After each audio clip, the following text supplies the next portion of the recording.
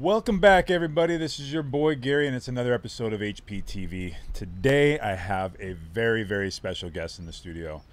This is a man that I hold very near and dear to my heart. He's a brother, he's a friend, he's a business partner, he's a mentor, he's a coach. He's been pretty much taken a lot of roles in my life. This guy invested into me and Amy in our business about a month prior to my diagnosis of stage 4 colorectal cancer. It was a moment in my life that we'll never forget, right. And I'm sure that you won't either. We've been through a lot together, and at a time where you were investing your hard-earned money into me and our business, and you saw the road in front of us, you never wavered. You stuck to your commitment. In fact, you went above and beyond that. And to say I love you is an understatement. To say that I appreciate you is an understatement. So with that being said, we're going to have a great conversation. I can't wait, man. Yeah. I can't wait. Thanks for being here. Yeah, thank you. Thank you. Yeah, no, I mean, I don't know how you could waver from that commitment. I mean, any commitment for that matter, but especially one of that nature. You know, I mean, we were just talking out earlier. You couldn't have scripted that or predicted that in a million years, right? Right. I mean, I'll never forget the call or the text message. I think it said, "I have it!" exclamation point, because you know you were going in, and we're going in for the colonoscopy, right? And Nicole was going in at the same time.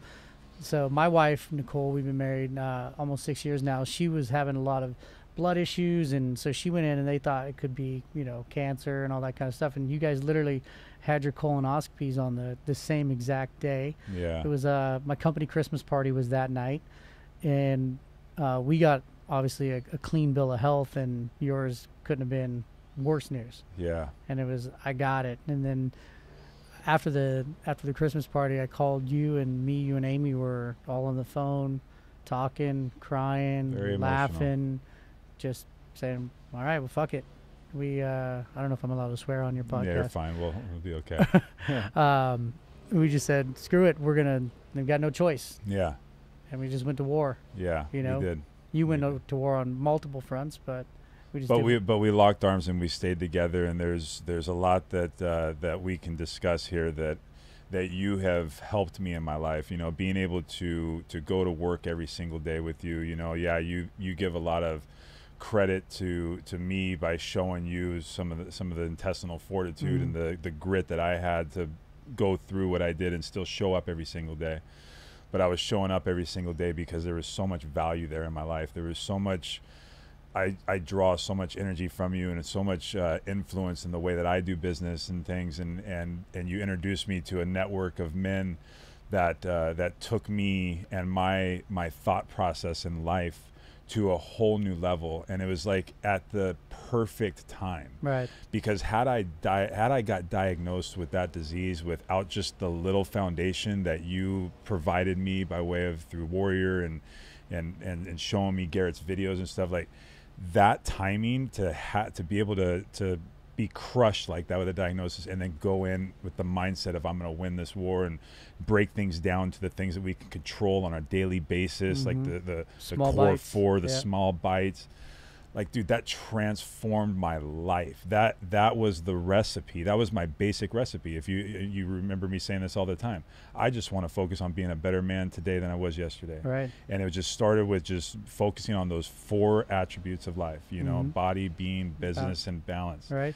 And well, you know, one of my I have, you know, multiple kind of coaches and mentors, and I've been doing that for a while now, but I have a spiritual mentor, Christian guy, and I always say, oh, it's such a coincidence and such a coincidence. And I don't say that anymore, but I used to. And he said, well, coincidence is God's way of being discreet, you know, God's way of kind of making you still feel like you're in charge. Because there are no coincidences in life, you know, and as horrible as cancer has been for you, it's also been a blessing. I mean, I would agree. We wouldn't be sitting here right in this space right now having this conversation had it not happened. You being, you know, tens, if not 50s of pounds lighter, 70 to be exact. 70 to be exact, right? Yeah, and keeping it off. Yeah, feel amazing. And probably emotionally lighter as well, as ironic as that sounds. So there are no coincidences, and there wasn't no coincidence for me that happened to you in my life, and the things that I was going through and I'm still going through right now. And I think a lot of times people just try to fight alone. They feel like they're alone. They feel like what they're going through, no one else is going through. But at the end of the day, the only problem we have is that we think we shouldn't have any problems, and we don't share our problems. And so we fight alone, and we go to this dark fucking place. And if you can divide that pain with others and conversely amplify that success, you'll go so much farther in life. You want to go fast, go alone. You want to go far, go together. Right. And so while you were battling like physical cancer, like I had a lot of emotional cancer. I had a lot of relational cancer in my life, that I was able to draw strength from your battle and start to fight that on my terms. That's incredible. Not necessarily with internal medicine that I was ingesting, but mental medicine, emotional medicine. So it takes a mindset, and there's all kinds of figurative forms of cancer. Exactly. I talk about that often, like shedding the layers of all the figurative forms of cancer that we allow to stick on our life by the way of stories and things that we're making up in our heads that really aren't a reality, or we're chasing other people's dreams all the time. Right. And when you can hone that in and figure that out and channel that energy for your purpose and all that stuff, and you can start figuring. The magic sauce, though, is recognizing the cancers all over it, live in that, recognize them, feel what that's actually doing in your life, and then you have to replace those things with the good stuff. Like, that's what people don't understand. You can't just remove something, because when you remove something, you're now creating space in your schedule. And if you don't have that space filled with something good, you are going to fall off track. You're going to be led back to those things that you're trying to eliminate, right? So, yeah, man, you could draw a lot off of each other. And whether I'm going through physical form of cancer right now, I'm in remission again. But which is amazing. Amazing, right? So thank you very much about that. And we're all learning together, bro. That's what I love about your message. You always share with me pain shared, pain divided. And then also success shared as success. Basically, stronger together. Right, and that is, I mean, like they say, it takes a village to raise a child, and I always say it takes an army to like build a man, and build the man that like we all know deeply rooted that we can be, but there's these layers of stories and these layers of cancerous thoughts that have been developed over time, like a callus. We got to break through to that, like to step into who we really want to be. I don't even think I said my name, by the way. Well, this is Nick Long, the one and only. I think I did at the beginning, but why don't you introduce yourself and give a little background to people that don't know who you are. Sure. I mean, you obviously, we just mentioned you're very close to me. You're a good friend, brother, business partner. But give a little background of where you come from in the business world, and then also about all this, what we're talking about right now, this life stuff. Yeah, so Nick Long, I'm in my last week of 39 right now. Hey now. So I'll be 40, turning the big 40 on this coming Saturday. Chances are by the time you're listening to this, I'm actually 40. So say goodbye to my 30s. I'm a father, I'm a husband, I'm a serial entrepreneur, I'm an investor, and I'm I guess, for lack of a better term, performance coach. There you go. I've spent a lot of time and energy and money on developing, the man that sits here today. And I have my own podcast called The Next 90, and basically just helping people chunk their lives down into 90-day increments, and fueled by their physical body, their overall being, spiritual well-being, their balance inside their marriage, their relationships, their children, and then business. Like, at the end of the day, like, we have to make money to provide. Right. Right. And that's been a recipe and a formula that you've been implementing in your life now for multiple years. It's been something that I've been implementing in my life for the last couple of years. You've been all in this movement. Where did all this come from? I mean, you talk about the money that you've invested into yourself and the time that you've invested in yourself, which I think is very invaluable. Because if you're not investing into yourself or into your health, you're going to end up being an expense down the road. So you might as well make the investment. You've done a lot of that. Yeah, a lot. Where does this mindset, these things come from, and where have you developed this in moving into the next It's 90? been like a slow boil, and now it's like a raging inferno. I watched my grandfather, my father, my uncle, all kind of the men and the mentors in my life. I watched them work day in and day out, like leave the house at 5 a.m., come home at 6 p.m., oftentimes, when we were asleep. And my dad's career got ended short because of multiple sclerosis, but my uncle, my grandfather, they all went on to be, financially independent, but not until they were like deep into their 60s, And I just said, damn, I don't want to do that. Like, there's got to be a better way. So I'm kind of a first generation entrepreneur in my family. Started my first business at 22.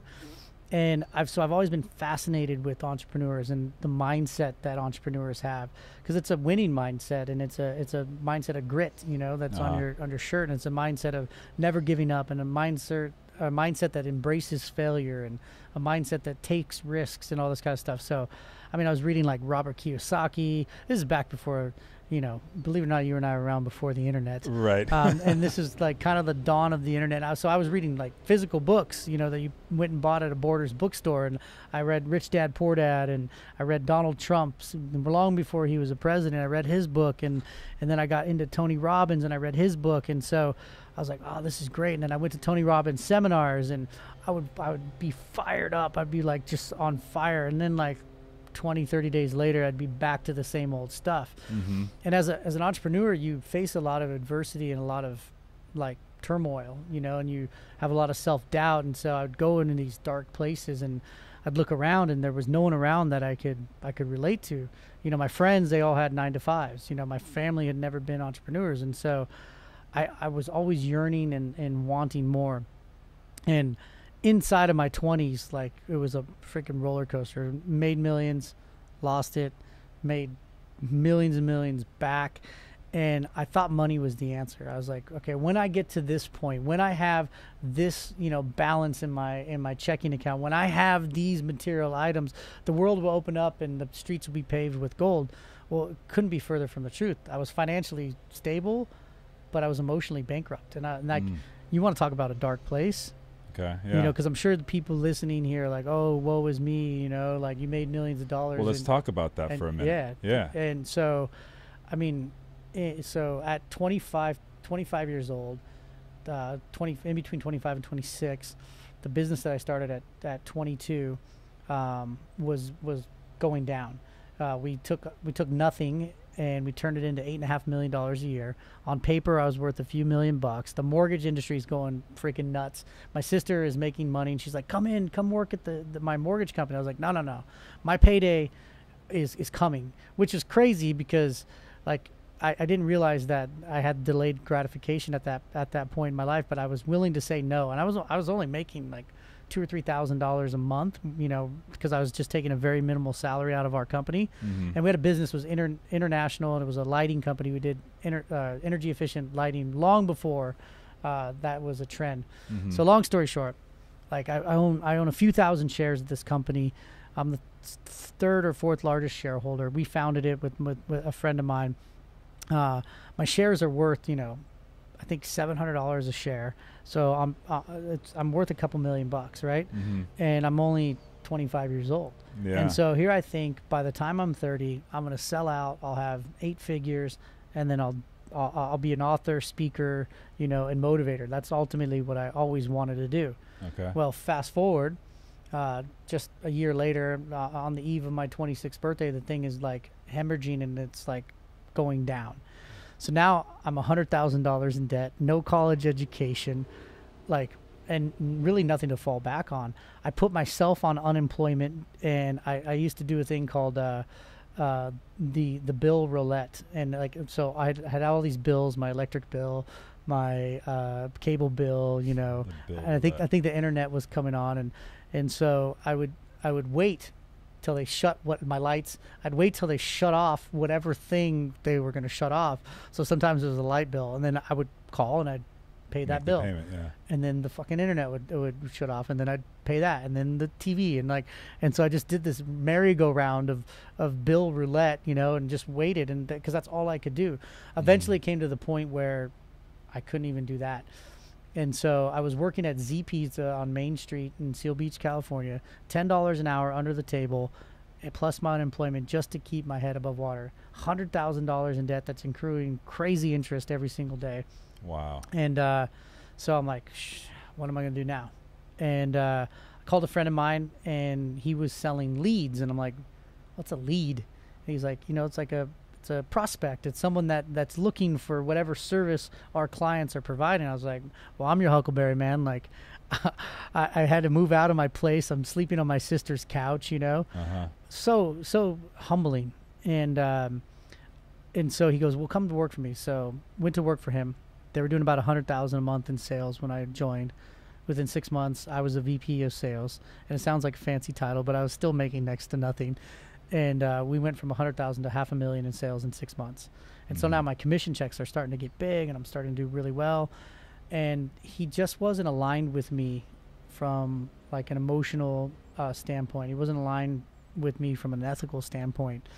And I just, even though I was making money, like it was hard for me to show up every day because this person is an extension of me. And so eventually this young man like was making a ton of money. And like I said, money doesn't change your problems. Money exposes your problems, right? And exposes who you really are at the core, right? Like, because nothing changes other than your bank account. Like, you're still the same person with all your emotional scars, with all your insecurities, with all your shortcomings. But now, like, you've removed this thing called money that you think you want, that you think is going to change your life. And now what you're left with is the real you. And that shit is scary, right? And so that's what happened to this young man. He eventually went to jail. He had a crazy drug problem, prescription drugs, which is horrible. And he went to jail. Not during our tenure because I left. So I left again, like walking away from tens of thousands of dollars a month. And I walked away again. And I started very small. Started with a couple $1,000s. And built that into $40 million a year within 18 months. Incredible. It was, but it was also horrible, because I wasn't emotionally equipped. I wasn't emotionally equipped to handle how fast the money came at me, and I kind of gotten away from some of the personal development and the reading and all this kind of stuff because now I thought King Kong had finally arrived, right? And I can just pound on my chest and I can fix whatever problem I have with money. That wasn't the case. And so here I am, now 27 years old, out of debt, $100,000, $200,000 a month in personal take-home income. Ferrari, Range Rover. I mean, you remember, like the big house in Costa Mesa. But like I was emotionally bankrupt, and it was horrible because I was like, now what? Like, I thought this was gonna be the Holy Grail. I thought this was gonna be my moment of arrival, and like. I'm sitting here and I'm more anxious, more insecure, and people may not comprehend this, but it was a terrible place.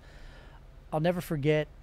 It was right around my birthday again, and it was my 30th birthday, and so I was determined to go big, right? And I had swam upstream and I'd met all these cool people, and so I had spent not the weekend but the week at the Playboy Mansion, right? Which is like every young man's dream. This is back when Hugh Hefner's alive, and so like I just started like realigning my priorities. Like it was about the party scene, and it was about cars, and it was about watches, it was about women, and it was about excess, like pure excess, right? Kind of abandoning like my emotional needs and trying to stuff this void with things and cash and people. So I'd spent the weekend up at the Playboy Mansion, and I met a nice young lady, as you do, and I invited her to come back to my house. And I invited some people that I had met there. So here we are on a Sunday. We just went to Javier's in Newport Beach. We come back to my house. I've got world-class DJ. I mean, this guy sells out. I won't say his name to protect the innocent. Spinning like records in my living room, right? At the house in Costa Mesa. Yes. We had built a strip club inside the house. So if that tells you exactly where my mindset was at, like, right. That it was a party scene. Party scene. Club Long. Yeah, exactly, man. Club Long, where anything can go wrong, and often did. Yeah. And so we got this world-class DJ. I've got 2 or 3 NFL players, 3 playmates, this girl that I met, a celebrity that you guys would all know, like at my house, right? Yeah. At my house. And my cousin is there. And he's the only one that like I have like a genuine connection with. And we were drinking, and you know, like I had like this out of body experience, and I was looking around, and I was like, I didn't know any of these people. Right. And I thought, like, this is a moment you see on TV, and this is like MTV Cribs, and this is what all the people are liking on Instagram before Instagram. Right. Like, and thank God Instagram wasn't around back then. Yeah, seriously. But so I'm sitting there going like, dude, like none of these people know the color of my eyes. None of these people know my middle name. And if all this money was gone, you probably wouldn't be there. The only person that would be there would be my cousin. And I walked into the kitchen. There was a bottle of Chardonnay. I still remember this. And I grabbed it off the counter, and I walked around the house, and I like leaned up against the wall, and I kind of physically collapsed, and I'm like chugging this bottle of wine, and I'm crying, and I can't figure out why, you know? And my cousin comes out, and he's like, what the hell's the matter with you? And I'm like, I want all these people out. He's like, what do you mean? This is like the party of a lifetime, man. I'm like, I want them all out. Like, none of them care about me. None of them know me. None of them like know what my favorite food is. Like, they're just here because they know the color of the money. That's it, you know. And it was a horrible, horrible feeling to have all these things that you think you wanted, but were providing zero or little value, you know. Yeah.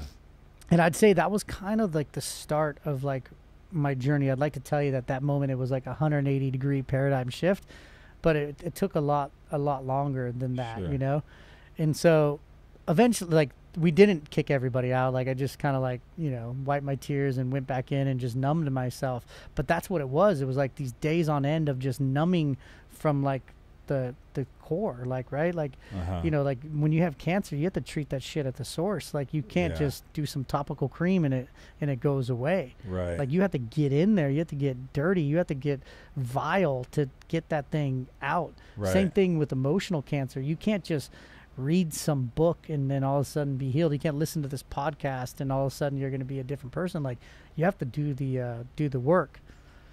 And so ultimately what happened is my business partners came to me and they're like, we don't even recognize who you are. Like, you're not that same hungry, humble kid, you know, with dreams of grandeur in his eyes. Like, you're jaded. Like, you're like, the things that you're doing, like, we would have never. And I was still a good guy. I was still a good human being. Like, I was always still very generous and probably to a fault. But I'd become so jaded that I wasn't showing up to work. I didn't care. Like, I wasn't getting out of bed, partying Monday through Sunday, recovering Monday, you know, Tuesday feeling somewhat normal, might get in by noon, working Wednesday, Thursday, and then the cycle would repeat over and over again. So they basically asked me to leave the business, and that was like a gut punch, you know. Yeah. I was like, damn, what am I going to do? And so I had the wherewithal to take a lot of time off, but that time actually was even worse because then I was alone, you know, all alone with my thoughts and my insecurities and all that kind of shit. And I was dating, like, if I was gas, I was dating fire, you know. And I had this woman in my life, and she didn't challenge me emotionally, you know. Like, I could get away with murder, and I did. And like, either consciously or subconsciously, I would always push the envelope. I think maybe because I wanted to get caught. I wanted, like, to be put in my place. I wanted to, you know, to hit that, like, that wall or that rock bottom, and it wasn't happening. And my grandfather, who I spoke of earlier, he went into the hospital. So I ended up getting yet another DUI in my Ferrari, and I got put onto house arrest. I was on house arrest for 190 days. I was looking at jail time. I'm too pretty to go to jail. Yeah, I hear you. I'd be just someone's little bitch, you know. And so of course, I threw money at the problem. I hired the best attorneys, and they ended up getting me house. I had no reason for getting house arrest other than I had really kick-ass attorneys. So I was thank God I got house arrest. So I'm on house arrest, you know, and I'm with this girl, and house arrest was like good and bad for me. It was good because it forced me back into work. It forced me back into like doing what I do, which is creating companies and creating income. But it was bad because like I had all this time, you know, and so we were partying like on house arrest. Like it was like everybody had to come to me. I couldn't go to them, so everybody had to come to me. And I'll never forget the night that I went off house arrest. It was crazy. We went on a bender. I mean, a whole weekend long bender, and two significant things happened at that time. Like I got off house arrest and I became free again into the world, you know. And my grandfather went into the hospital that same day, like literally that same day, like, you know, and he never came out. And it wasn't but 35 days later, and I was going down a very dark like hole. I was going to a very dark place. I was burning everything to the ground around me: money, relationships, my physical health, like my emotional health. And so my grandfather goes into the hospital, and I get a call from my dad, and he's like, you got to get up here. You know, you got to get up here. I don't think he has much longer.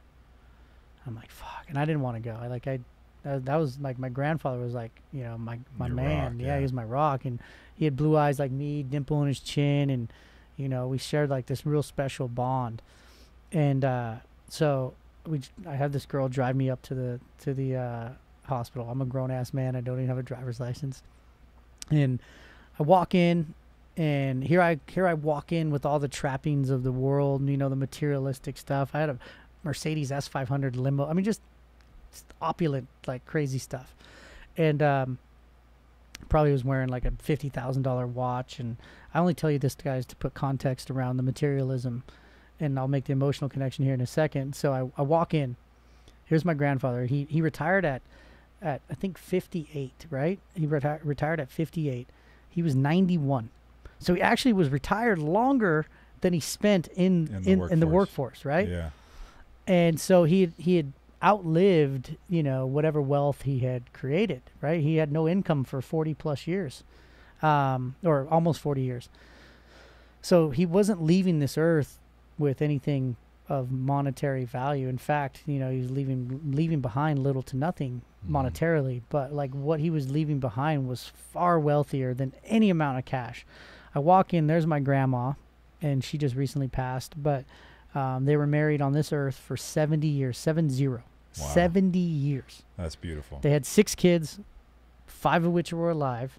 They lost one at birth, and all 5 kids were there. Grandchildren were there, and great-grandchildren were there.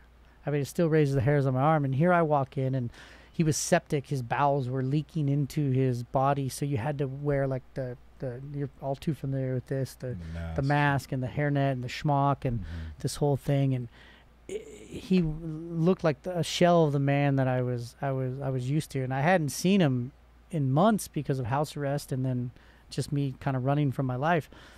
And I looked around. I'm like, I got this all wrong. I'm chasing the wrong stuff. I'm chasing everything that's wrong. And so I'm holding his hand. I'm on the left side of the bed. And so there was 4 of his 5 children were there. And then his 5th one showed up, my Aunt Leslie. And she came to the side of the right side of the table. So I'm holding his right hand with my left hand. She's holding his left hand with her right hand. And she goes, "Dad, I'm here. You know, I'm here." And he hadn't moved in days, hadn't eaten, drinking. And like all of a sudden he's just like, he starts opening his mouth, and he's like trying to like say something. And it was almost as if he was like waiting, like just to know that like all his children were there, like all his family was there, which is the only thing that was like important to him, right? my grandpa grew up an only child, and he said, I'll never do that to like and his father wasn't around, his mother was barely around, so he's like, I'm not gonna do that. Like, we're gonna have family weekends. I'm gonna have the biggest family that God will provide me. And he had 6 kids. Yeah. And then grandchildren. I mean, there's like 20 of us. There's 10 of us grandchildren. There's 20 great grandchildren, including my 2 that weren't born at the time. Mm-hmm. I couldn't take it. Like, I'm watching him, and I knew this is like kind of the end of times for him. And I walk out, and I rip the gown off and the schmuck off, and I collapse into this woman's arms that, like I said, I mean, like, was just filling a certain need in my life, but helping me avoid all the things that I actually filling a want in my life, but like not addressing my needs, because I wasn't addressing my needs. So she drives home, and I'm like just crying like the whole way home, and I'm an emotional guy, as you know. Mm-hmm. And so I just told her, like, hey, I need some space. And I walked to the grocery store. My grandpa used to like to drink gin, right? Mm-hmm. Which I didn't like gin at the time. I do now, but I didn't like gin at the time. So I buy a bottle of gin, and he liked these little cocktail onions and these olives. And every night around 5 o'clock, and it got earlier as he got older, he'd pour himself, my grandma would make him a drink, and it was just gin on the rocks with this olive and an onion. And he'd always tell me, son, go get grandpa another drink. And I loved making his drink. So I went home, I put 2 cocktail glasses out, and I poured one for him, one for me. And right at 5 o'clock, I start drinking, and I'm cheersing him, and I'm drinking and cheersing and drinking and cheersing. I'm literally watching the sweat come off the glass, you know, and the tears are pouring down my face. I'm watching the ice melt, just thinking about life. But the irony of it is death has a funny way of making you think about your own life. I mean, you probably know, like, facing death a couple of times, right? Yeah. Really puts things into to perspective. It sure does. So as I'm sitting there, I start to think about, like, God, when in my, you know, at this point, 31 years, was I the most happiest? When I was the most fulfilled? When I was the most content? It had nothing to do with money. In fact, on the contrary, like, I was doing all right. I was paying my bills, but it was like in the infancy stages of building that company that got me all these trappings. But more importantly, it was like with a particular woman. And we were like starting out humble beginnings together, and like connecting emotionally, and you know, taking walks and like things that you can't like put a price tag on.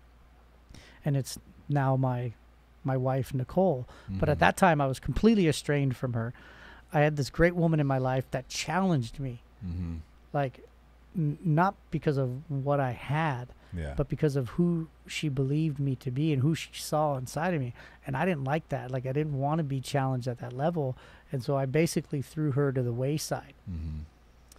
And probably because you were used to the fact of having a girl being there to just increase your trappings. You know, you have this girl that you ultimately end up married, but at the time when you were trying to push her away, it's probably because you were too used to having girls that were just coming at you for, you know, the trappings to support and not know so much the emotion. Yeah, and you know, I didn't have the trappings when I met her, right? But I started to grow financially and shrink emotionally.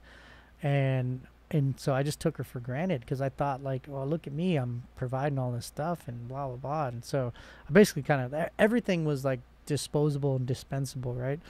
So so I start thinking about her, and I'm half a bottle of gin deep, and I'm liquid courage, and I pick up the phone, you know, and I didn't even have her number. It'd been 2.5 years since I spoke to her, right? And it didn't end well. Like, it did not end well. Yeah. And not like because of anything she did, because of what I did. And so I pick up the phone. I still had her number memorized, no coincidence. And she picks up, and I said, hey, it's me. And she's like, who's me? I was like, oh, it's Nick. And she's like, click. And I'm like, well, that went pretty well. Yeah. Let's try this again. Ring, ring, ring, voicemail. Ring, ring, ring, voicemail. Ring, ring, ring, voicemail. So I just sent a simple text. I said, hey, Grandpa Jack died. And she knew my grandpa well. I just need 5 minutes of your time. So she goes, okay. That was it. Just, okay. So I call and I'm like, listen, like my grandpa died. I'm emotional. I'm crying. And I just want to apologize. I just want to say sorry for like what I did to you. Like you didn't deserve any of that. Like you're a good woman. You're a good person. And I wasn't emotionally equipped to handle that. And like our relationship ended because of me and my decisions, and you didn't deserve that. And she said, okay, thank you. And I said, okay. She goes, okay, goodbye. And she just hung up on me. And I'm like, all right, well, at least I got that off my chest, right? Mm-hmm. I hadn't seen her in 2.5 years. I ran into her 3 times in the next 2 months. Wow. Talk about coincidence. Right? Right. And that the moment of humility, that moment of rawness and realness, just like kind of chipped away around that ice block around her heart that you know I had so poetically put there with my decisions, and like it just opened the door. And I remember that we started to get back together, and she's like, you have to go all in. Like, I ain't doing this again. Yeah. Like, you have to go all in. I'm like, oh yeah, you know, I'm all in. And I'm a good salesman, so and I think at a high level, like I believed I was all in, but I still had like I hadn't done like the work on me, and so a lot of my old behaviors and patterns were coming back. And so I told her, I'm like, you know what? I want you to go to Guatemala with me. I was building a call center down in Guatemala, and I was living there part-time, back and forth. And so I told her I wanted to go to Guatemala with me because I wanted to get out of this trip that she wanted me to go on, right? So it's still like very much on my terms, but like I painted it as this like, you know, we'll fly first class down there, and we got this beach resort, which was all true, but I was doing it for ulterior motives, right? And so I was working in Guatemala. We were running Splatter at the time, which was a shit show. And so she knew how busy I was. So she goes, you know what? Like, go to work. I'll pack your bag. I'll get us ready. I'll check us in for the flight. Like, just go handle it. I'm like, God, like, what's the matter with this woman? Like, she's so great. Like, she's so awesome. But like, why can't we make this work? I was still having my doubts at this point. Get on the plane, first class, and we're cheers and champagne, and looking over her. She's beautiful. And I feel so comfortable, right? And I'm like, God, like, what's the matter with her? Like, why can't I make this work? You know, like, and we land down there. We meet our business partners down there, and they're like immediately enamored with her and fall in love with her. And I'm like, God, and they're telling me how great she is. I'm like, I know, but you guys got to figure this out. Like, there's something missing. Like, there's something there. And so we're down there the first night, and everybody had gone to sleep. And her and I were up, and we love to dance, and we were dancing to country music, and it's full moon, and like we're on the ocean, the palm trees. It's like this nice, warm, tropical weather down there. And she goes, do you want me to get you another drink? And I said, sure, yeah, I would love one. So she goes in the house, and I'm sitting there thinking, like, what's the matter with her? And right then and there, like, I heard the voice of my grandfather. He had met lots of women. I had paraded them, you know, like it was a badge of honor in front of him. We had these Sunday dinners. He'd always sit at the head, and I'm a lefty, so I'd sit at the left corner just adjacent to him, and then whatever kind of flavor of the month I had would sit next to me. Mm-hmm. And he would never engage with a lot of them, you know, because he was like, oh, yeah, we'll see how long you last. Mm-hmm. And him and Nicole were like chatting it up, and she had got up from the table at that time, and he put his hand on my arm and said, son, she's the one, right? Mm-hmm. And I blew it off. Well, now in this moment in Guatemala, I'm sitting there, and she goes inside, and I hear like the voice come back and say, son, she's the one. And that moment, like, I knew like there was nothing wrong with her.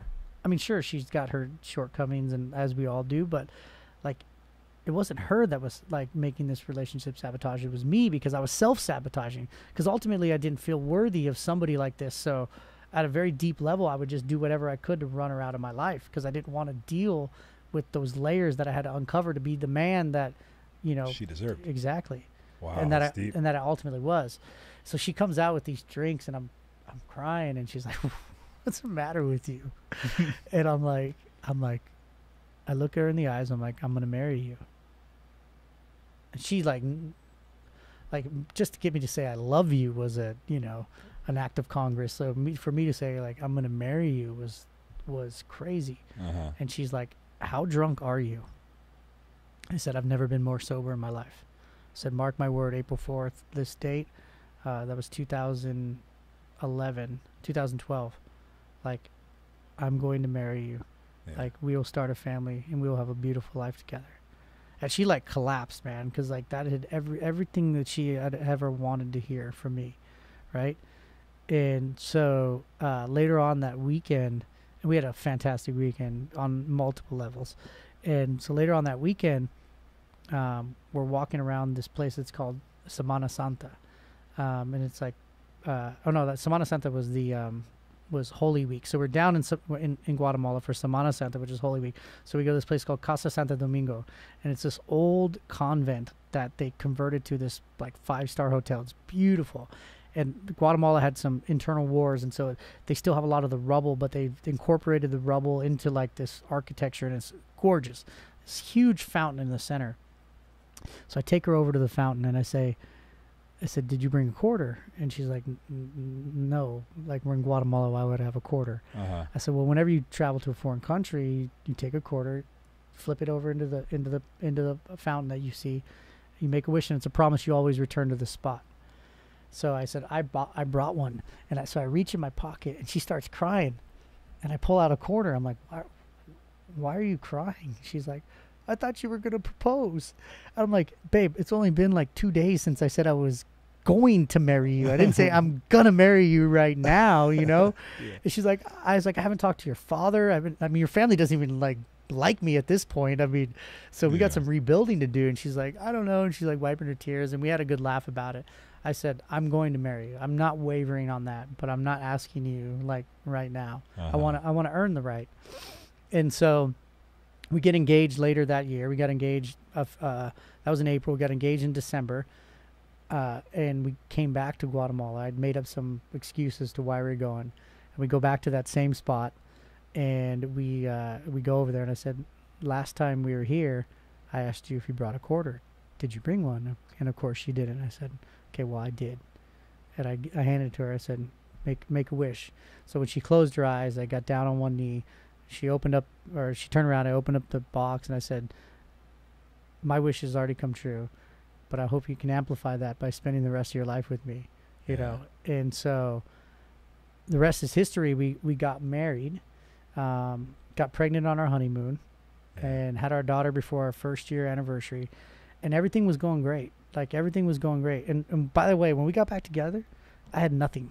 I'd spent 2 years of my life sacrificing in Guatemala. I spent a year of my life sacrificing for Splatter, pissed away all my money. So now here's this woman coming back into my life, you know, and we're starting over again. And so we built this business. It was a marketing company, and things are going really well. But like, I'm like starting to feel that stuff again.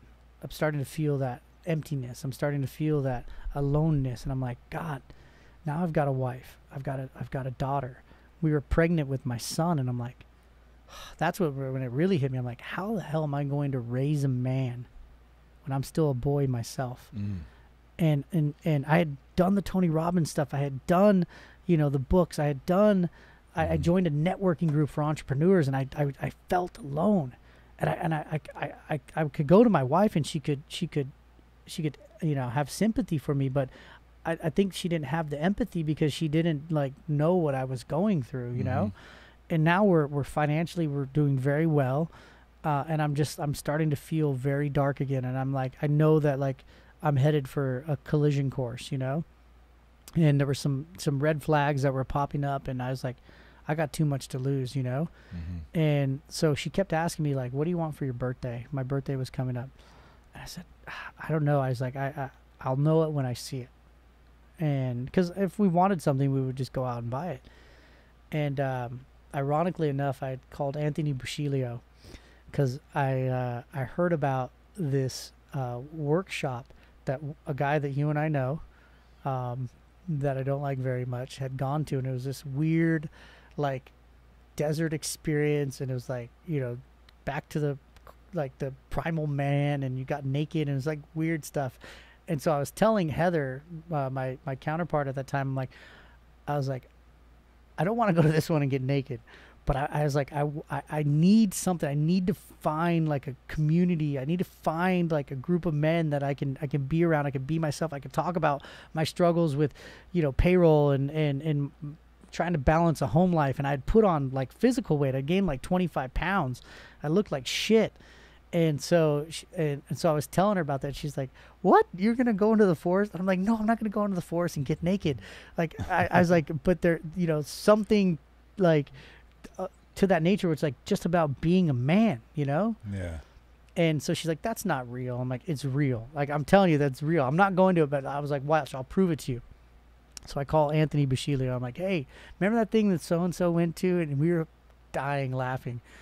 And he goes, "In all seriousness, man," he goes, "I'm going to send you a link. I've been looking at this. It's right up your alley." And the link was to Wake Up Warrior. Yeah. And for once in my life, all the stuff that I'd read in books, all the stuff that I'd learned in seminars, all the stuff that I heard about in church, all the stuff that I'd heard about in my networking groups and all this kind of stuff, it put it all into a singular focus. You know, I had a little bit of the motivation. I had a little bit of the business side. I had a little bit of the spiritual side. I had a little bit of the physical side with personal trainers.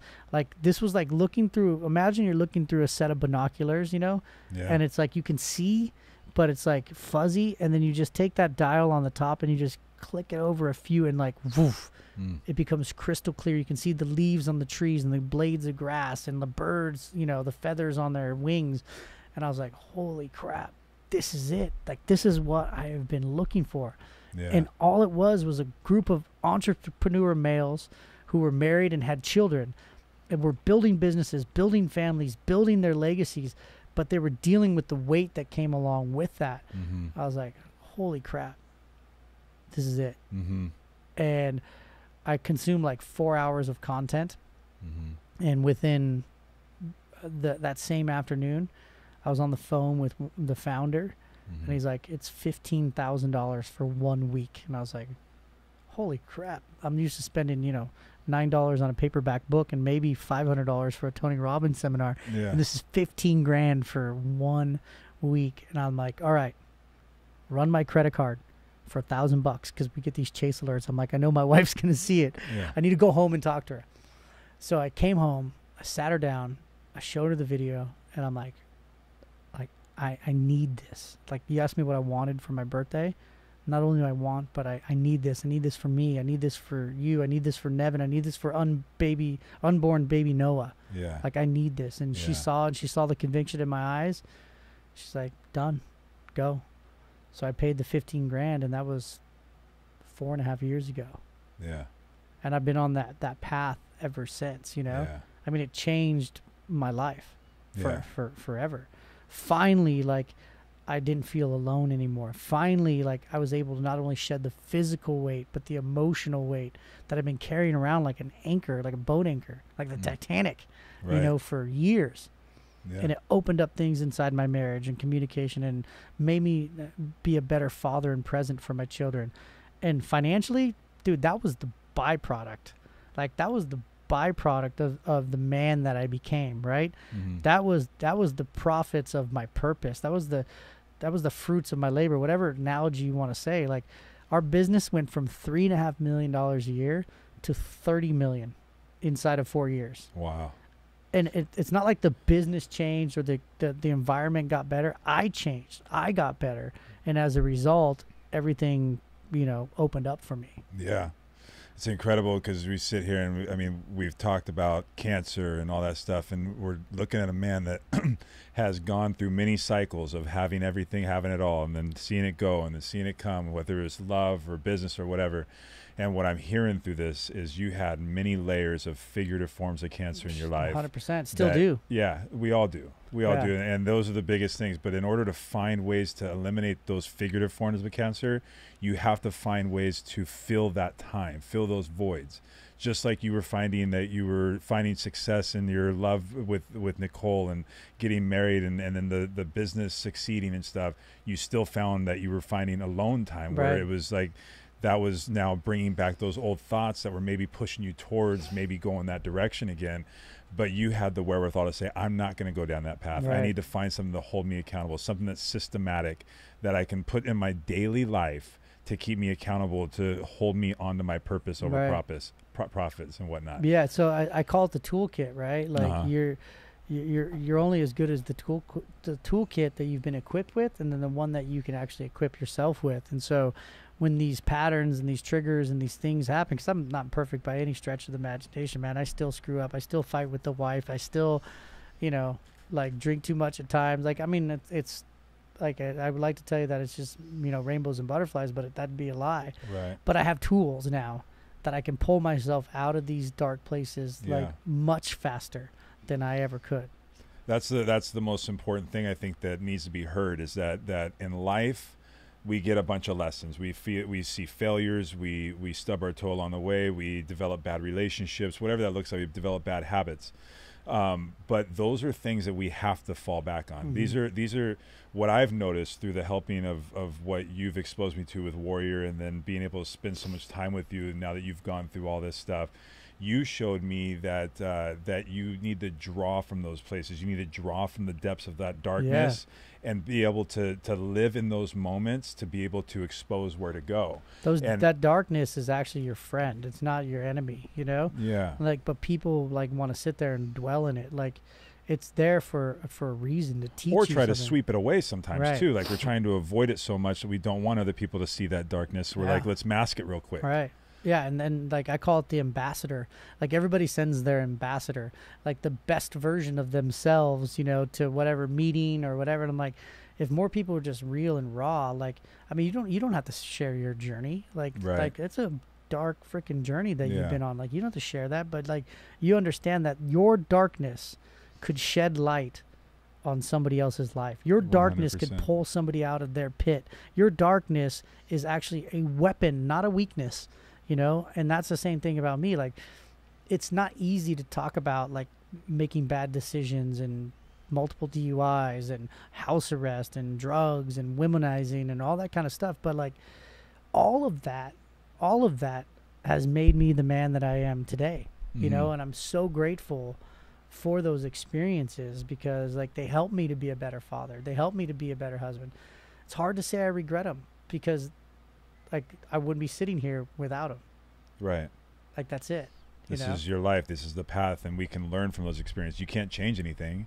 Nope. And we can't change anything that happened yesterday, and we can't really predict what happens tomorrow. But we can handle today. But what we could do is focus on what we can handle today, and more importantly, I think, chunking those things down.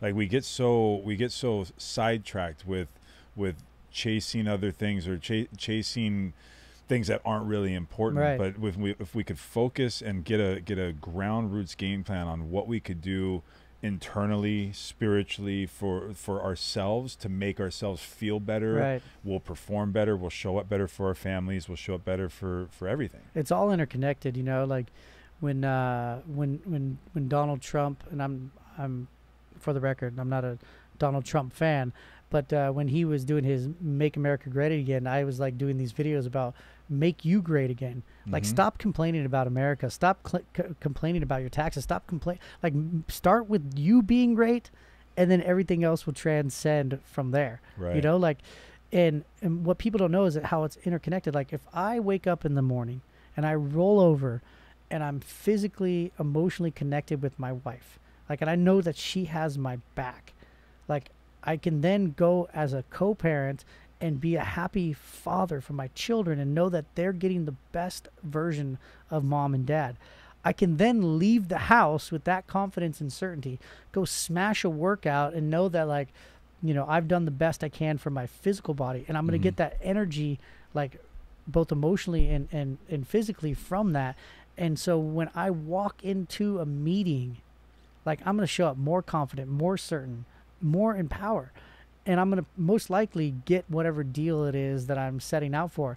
I get that deal. I make money. That money helps like me spend time and energy on my family, which gives me more connection. And it's like, it's this whole kind of rings of a tree thing, right? Mm-hmm. But most people are like, well, I'm just going to focus on making money, because if I can just make money, then my wife will pay attention. Then I'll be able to do this for my kids. And I'm like, you got it all wrong. Mm-hmm. Like, money is the byproduct of all that stuff.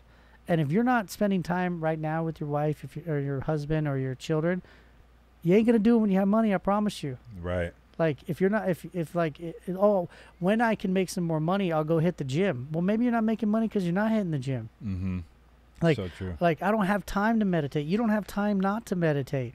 Like, meditation creates time. It creates space, you know? And so there's all these things that they're intertwined. There's no such thing as balance. It's all about harmony, right?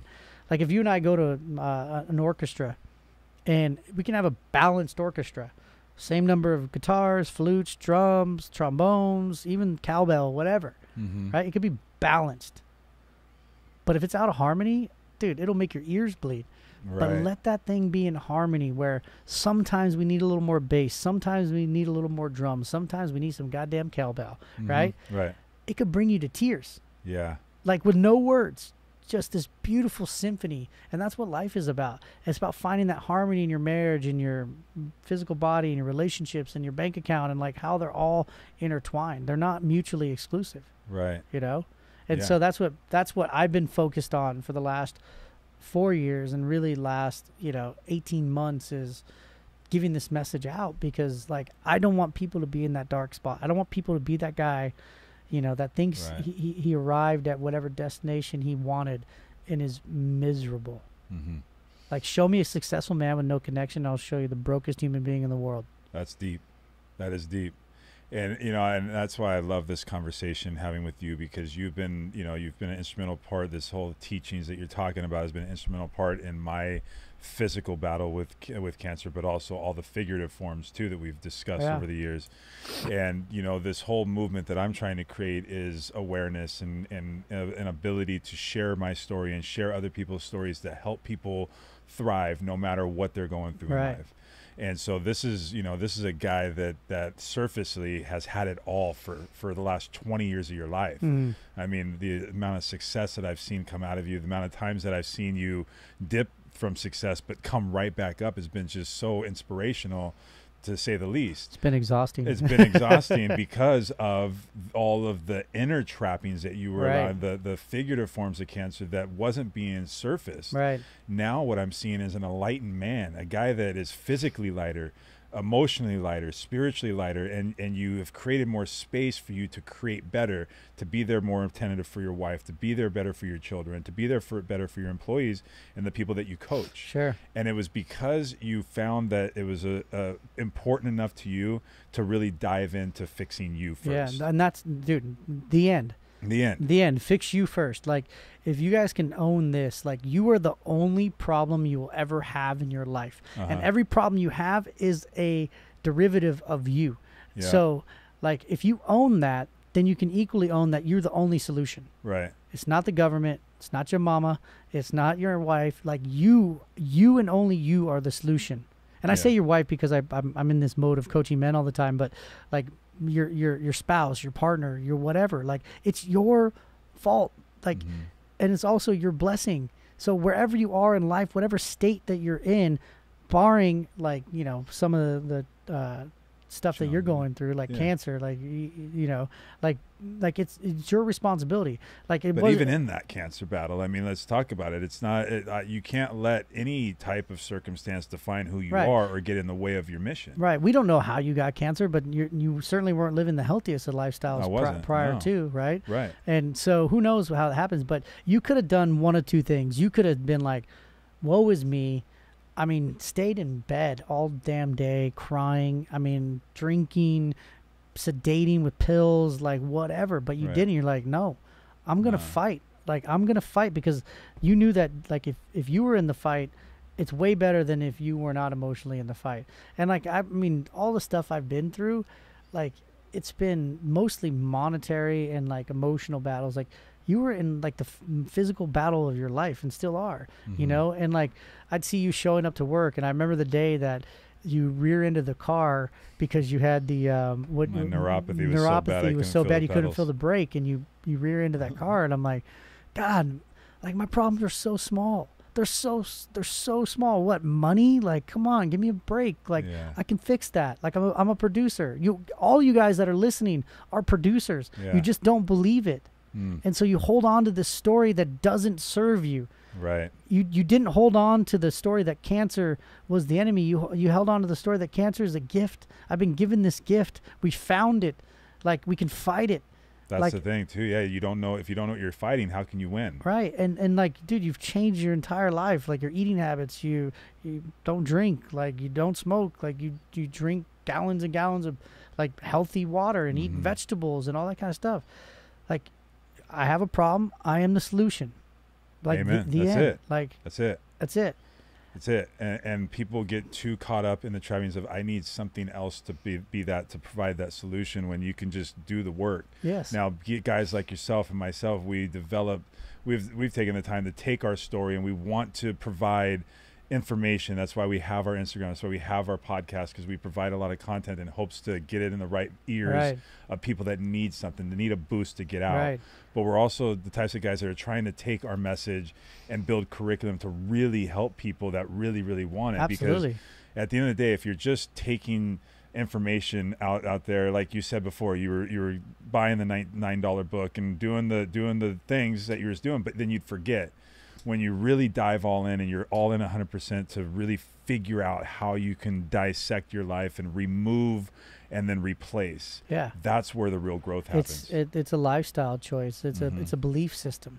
Yeah. I mean, that really is. And it starts with a belief in yourself. 100%. You know, and taking ownership of where you're at, and also that you can change it if you want to. Yeah. It's up to you. It you is. know, and like I said, I'd love to say that it's a perfect journey, but it's not. Like, I still go to these dark places. I still go to these places of insecurity. I was telling you stories earlier about shrinking, you know, in meetings and offers, because still not feeling 100% worthy. But I'll tell you what, like, I'm a hell of a lot better than I ever was, you know? Yeah. And I know that I'm more valuable than I ask for even currently today, and I can fix that, you know? Well, I think that's what life is all about, Nick, is that you continue to pursue the next level. If you're not growing, you're dying. Right. And no matter what degree of success that is, and how you hold those degrees, and what that pendulum looks like in your life, when you're hitting these milestones, you always have to continue to push yourself. 100%. Or else you're going to automatically start digressing. Yeah, life is about progression. That's it. Right. The end. Right. And, you know, so some people are like, well, what are you out for? And because, you know, I've spoken on stages and you know, I'm doing podcasts, and they're like, do you just want to be famous? And I'm like, no. Well, that's actually on the contrary. I don't want to be famous. I want to make impact. Yeah. And ultimately, I've been very clear on this. Like, and this is something that's really freed me up the last 12 months. Is like, it's not money that I crave. It's not fame. It's not fortune. It's not even, you know, having the biggest impact on the world. I want peace. That's all I want. That's all anybody wants in their life. If you really boil it down, I want peace. I want peace in my marriage. I want peace knowing that I'm a good father and that I've done all I can do. I want peace in my physical body, like free of ailments, and like when I look in the mirror, butt ass naked, like liking the man that I see back, both emotionally and physically. I want peace in my bank account. Like, and I want peace, like, with like paying my bills. I want to go on vacation and be present in every sense of the word, and not think about like what liabilities I have. Well, that comes with the peace from being financially free. That comes with a lot of hard work. Like, the peace in the mirror comes with working on your physical body. The peace in your eyes comes with working on your soul and meditating and journaling and prayer, or whatever higher power you believe in, you know, like, and owning that. It comes with the peace of being there with my wife, knowing that I'm enough as is. Yeah. And it comes with the peace of, like, just all those things encompassed together. And through that, like, you will have monetary gifts, you will have crazy experiences, but those won't define you. Those will merely refine you. Yep. It's the pursuit of that harmony. The harmony of all of it. Yes. Yeah. Amen, man. I mean, what an unbelievable conversation, and I hope that people really take note of this, because in life we can get derailed in so many ways. There's so many things that can come your way, and you have to be equipped enough to be able to power through it, or else it could derail you and throw 100%. You into a landslide, and it could be very detrimental to not only your life but people around you. Right. So at the end of the day, I can't be anything for my wife or my daughter or anybody that I'm associated with if I don't have my stuff grounded and centered, and that I know exactly where I'm at and all that stuff, and continually trying to find that growth. And 100%. That's been my pattern, again, established 2 years ago, really going all in with that. And now what happens is, when you just focus and chunk it down in little effects, what I found is the compound interest of that is astronomical. Yeah.